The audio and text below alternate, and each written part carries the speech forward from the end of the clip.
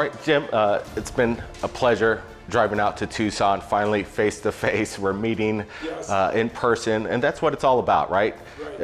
Getting to, the people behind it all, and it's a pleasure being here with you today. Appreciate you having us, but when I heard you were coming to the mainland, and I missed you guys in LA when I was coming down from the Bay Area, I said, no, damn, I mean, it's 500 miles out and 500 miles back if I were to go out for a day, and the fact that you coming here is just an added bonus. Appreciate it. We had to do a straight beeline out to Tucson from California because it's 117 degrees all the way. So we're like, let's straight beeline it from California to Jim Goodall's place. Let's just start it off. This Congress has come out and they came out with their preliminary reports. There's nothing to it. Are we going to expect anything more from the Congress, or we're just going to keep spinning wheels here? Well, I think we're going to be spinning wheels. The thing that disappointed me, and I think it disappointed a lot of people, and that are into this subject matter of unknown aerial phenomena, is the fact that they only went back with 6 years, 7 years. What happened to the other 70 some odd years, or actually farther back than that? I mean, there's events going back to the 1800s.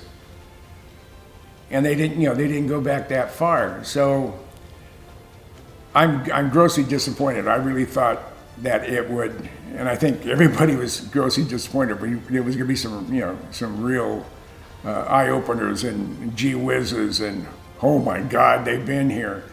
Now, one of the fascinating things, I have a friend who is a contractor for NSA, and she was in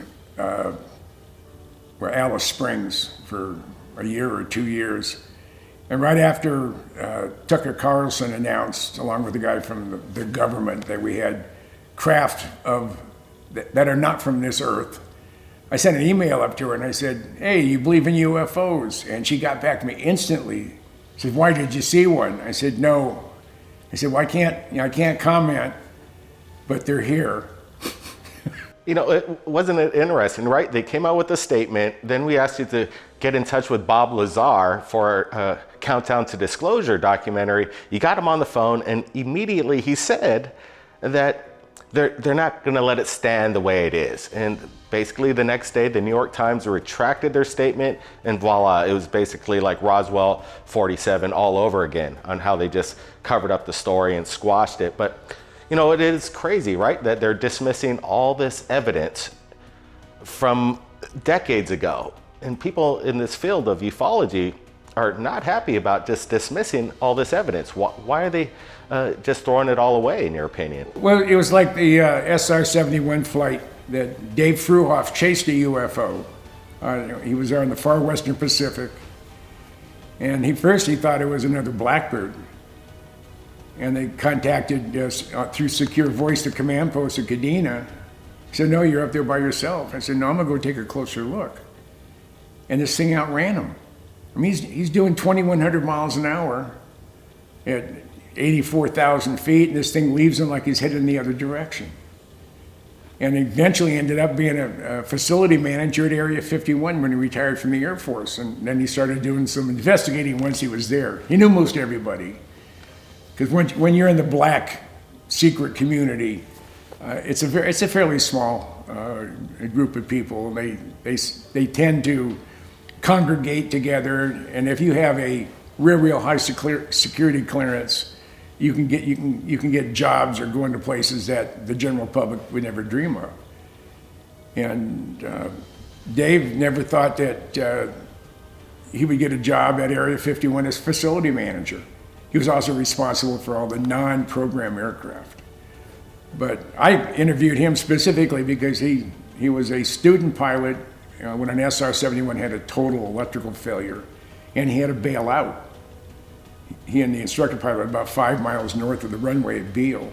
I interviewed Dave primarily because he had crashed a Blackbird, and that's when I asked him, I said, hey, do you believe in UFOs? He said, absolutely. I said, do you want to expand upon that? He said, sure. And he starts talking about it was a nighttime flight out of Kadena, Okinawa. It was a training flight.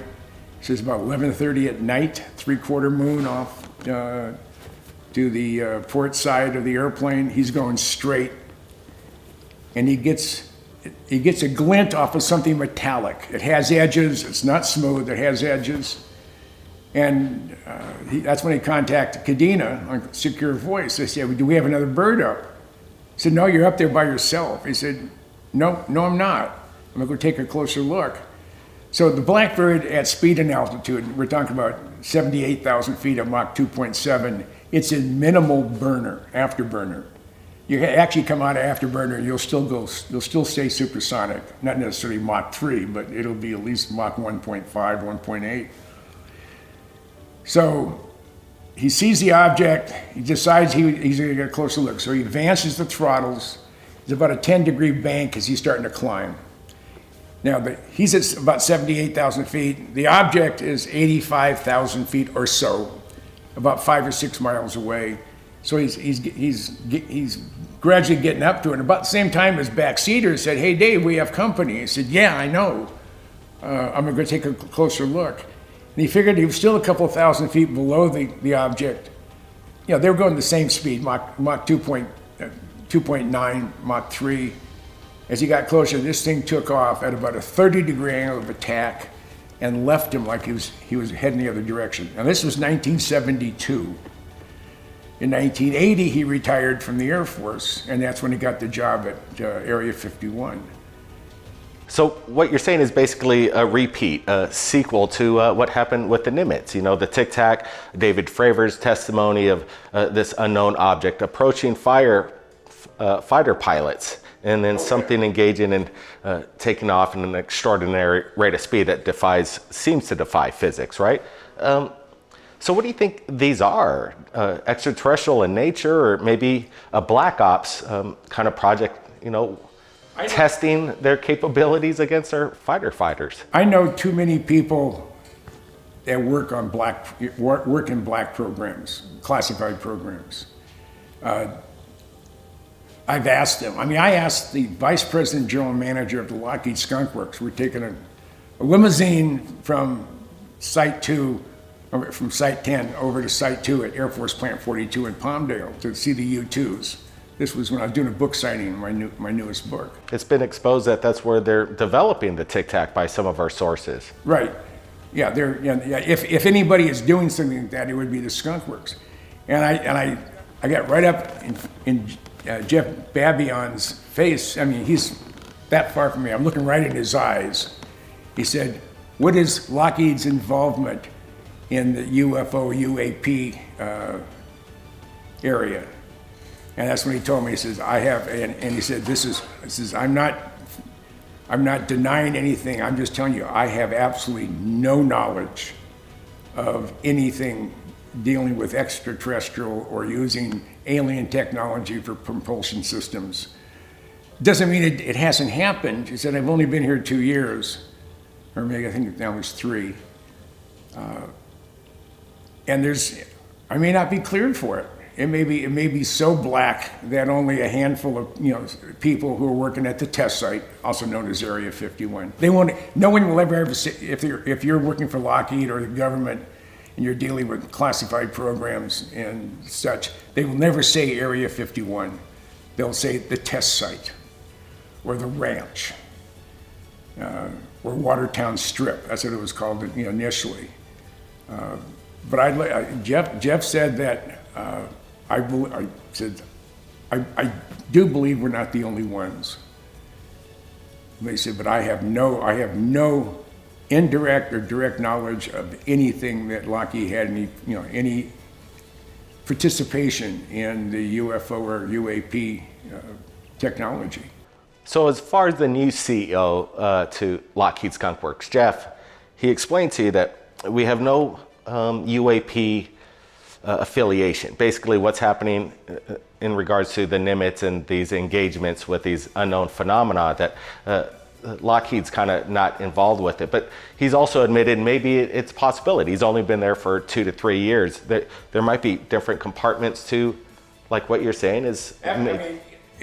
When things are that classified, first of all, you can't ask questions. Even if you're the boss, you've come in, there's something that was a level 10 times higher than you're at as far as security. They can't comment. They can't release any information if you haven't been cleared. Regardless of what your clearance is, you have to have a need to know. And they're very, very security conscious here. They got burnt, and it was really a paperwork shuffle problem when the F-117 was being worked on. Air Force came in and said that there are 19,000 documents that you can't account for, that are gone.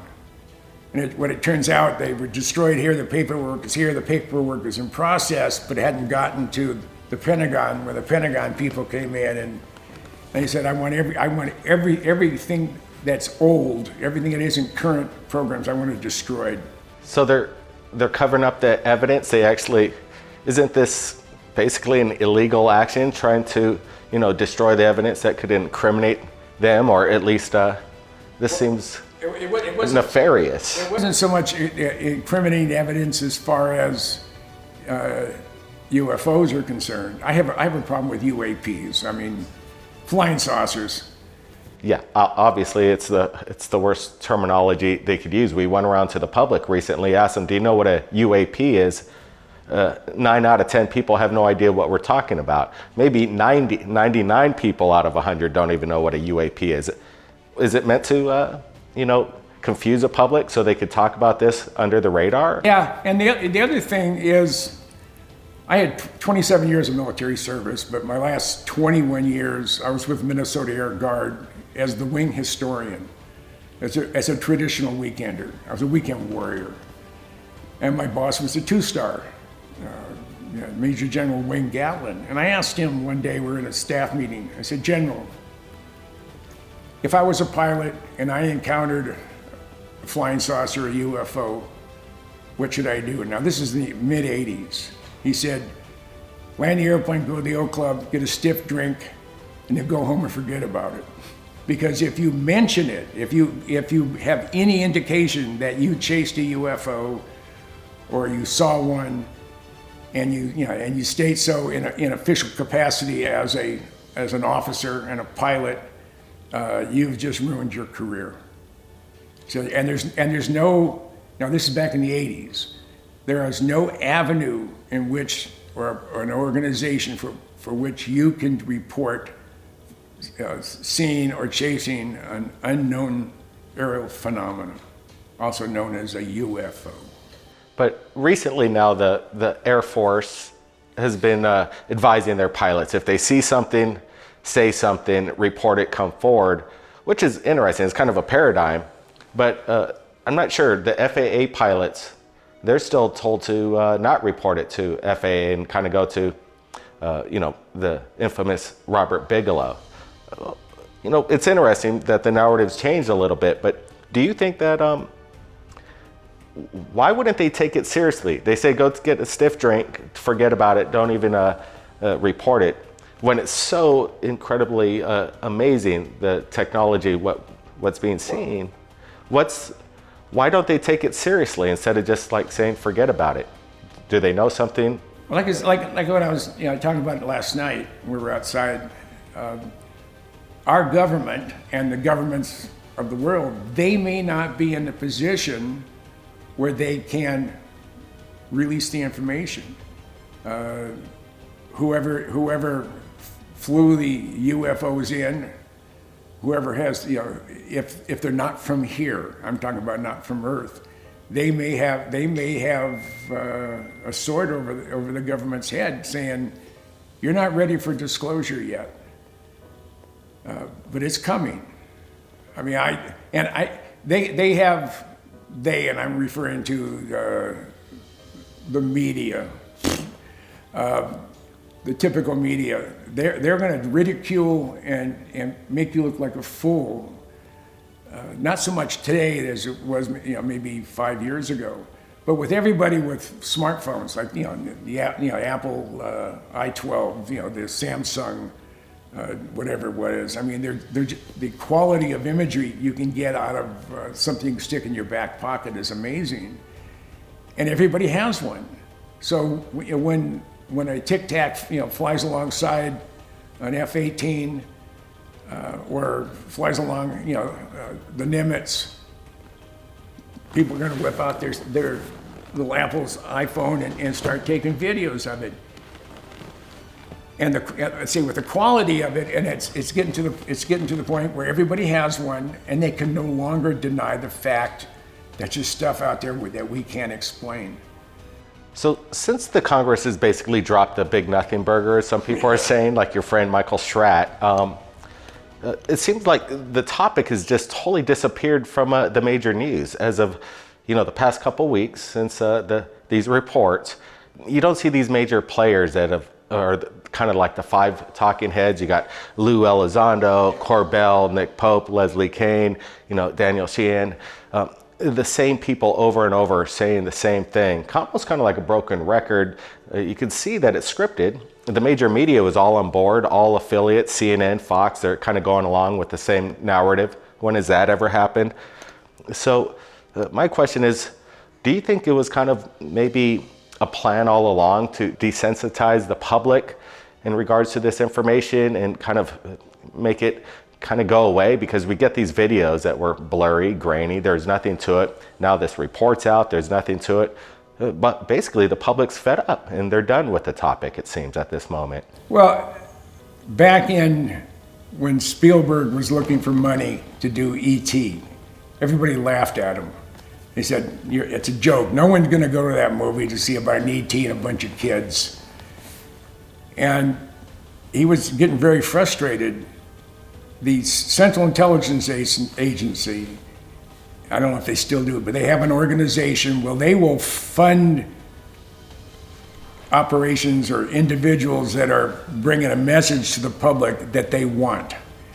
And I think the federal government, through the CIA and the monies that were flowing towards, say, Spielberg at the time, for a couple of years, he hit a brick wall. He was going nowhere. He was getting no money. All of a sudden, he had $100 million available, and that's when E.T. went into production. And the feeling is the federal government wanted some way to remove the fear of an alien invasion or an alien landing from the general public and sort of desensitize them. And other than the movie Aliens and the other two shoot-offs from the movie, extraterrestrials have been sort of okay. But now in the past, 3 or 4 years, now it's a constant bombardment in the major media and these talking heads that they could be a threat. This is bigger than World War II. We've dropped the ball. All by these talking heads, the same thing, that they're a threat, they're a threat. Why has that changed all of a sudden? Some people are saying it's for the military industrial complex, more money for the pockets to the Pentagon. I purposely ignore the fake media. They're just a mouthpiece for whoever has the money and the control of the platform, which is public broadcasting. And I think they're just like I've said before. I don't think the federal government is in control. I think they're being told what they can and cannot divulge, because when Barry Goldwater was running for president back in '64, he actually had the very first UFO group in the world. It's out of Phoenix. I think it's why the MUFON chapter there is so huge. But once he won the nomination on the Republican side for president, all of a sudden all that stuff disappeared. I think he was briefed in on what was involved with the UFOs, and they just clammed up. Jimmy Carter said the same thing. He was going to release everything on UFOs. He said that just before the inauguration. He's inaugurated nothing. And that's why my feeling is that we are not in control of the releasing of the information. Individuals doing the shooting with our today's smartphones, which are really great. I still don't. When I see a video of a pixel up there moving around without seeing a stationary object, so you can actually see it moving around. You don't know if the camera's moving around. It really doesn't prove anything. There was something up there. It was moving at a rapid rate of speed, making 90-degree turns and stuff like that. But unless you have a definite and a high definition image, either in video or still, it's still going to be a fuzzy ball. So we have inside sources stating that, we've asked Lou Elizondo personally in regards to if this is the best footage they've got in regards to what they've released to the public. And he says this is basically the bottom of the barrel stuff that we've been seeing. And he hasn't admitted, but from sources, there's video in HD of the Tic Tac up close within 50 feet from the pilots themselves. Why aren't they releasing these videos? Why aren't they just, if they're saying it's unknown and they have this in their arsenal, in their archives, do you think the public could handle looking at these HD videos that these pilots are capturing? What? Well, I think, my opinion, I think the American public and the first world, primarily, the Europeans and us and Japanese, but there's a majority of the population of the world cannot deal with a being from somewhere other than here. And religion seems like it's on the way out as it is, unfortunately. We have a pope that is not doing a good job, and I know I've read articles. The cardinals are really upset about him because he's trying to change the narrative of the Catholic Church.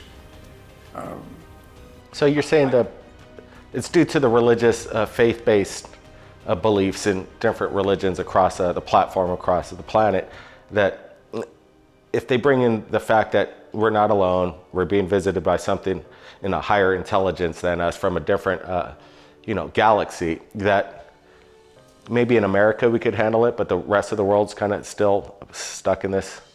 Right. I mean, that's the glue that holds the civil world together, is a belief in a supreme being, whether it be God, whether it be Muhammad, whether it be Buddha, or you name it.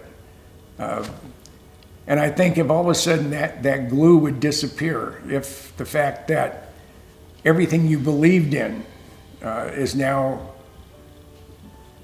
related directly to an alien being, an alien entity, I think it would have a profound effect on people's belief. I think you would have actually. So you're thinking by releasing these videos in their HD clarity would, cause this cause the public to be unhinged? I think releasing of high resolution video and 35 millimeter film and 16 millimeter film that the government has. I mean, there were back in the 50s. There was a formation of UFOs were flying in close formation with the Condor B-36, and they were taking pictures with a large format camera out the bubbles of it, so that they have that information. They have those imageries that that are they may be black and white photos, but they're sharp. And those are the ones that we don't see. We see the crap videos, or the altered videos, or the backlit videos that are washed out, and we're not getting any true definition of what the object is. Now, there's a few of them out there that have been the resolution is good. So I don't know. I don't think the world is going to come to the conclusion and believe that UFOs are real, because it's so easy to ridicule people. I mean, they ridiculed Bob Lazar. They did everything they had to destroy his reputation. They charged him with I think that they were the charges were dropped, but he was asked by an owner of a legal brothel in Nevada if he would put in a good working phone system. And he did. And they accused him of being a charlatan. This is the general media. And it's just, until one lands on the White House lawn during a live broadcast around the world of the president talking about something, and it'd be just like Mars Attacks, the thing comes down, and hopefully it won't end up like Mars Attacks, but that's the only way the world is going to believe it. Or maybe they'll come and pick us up right here at Third Phase Moon and take us for a ride, and we'll stream it live to everybody around the world, and we'll break it down. Yeah, they got to show themselves, and that's the only way we're going to get it. And in today's photography, now I'm not an expert on Photoshop, but I've been using it ever since it came out. It's incredible stuff. But the only photo that you can guarantee is real, and it hasn't been altered or whatever, is a Polaroid. A Polaroid has no negative. There's no way to fake Polaroid, because it only captures what it sees through the lens. Now you could create a backdrop or whatever, and that could be used. Sure. But they're very high quality images, and you cannot fake a Polaroid. So you see a picture, a video, or whatever of a UFO. You really cannot determine. An expert can, but the general public cannot look at an image and see it's been manipulated. Now, my friend Joel Christopher Payne is he's a former hacker, but he does forensic analysis of videos.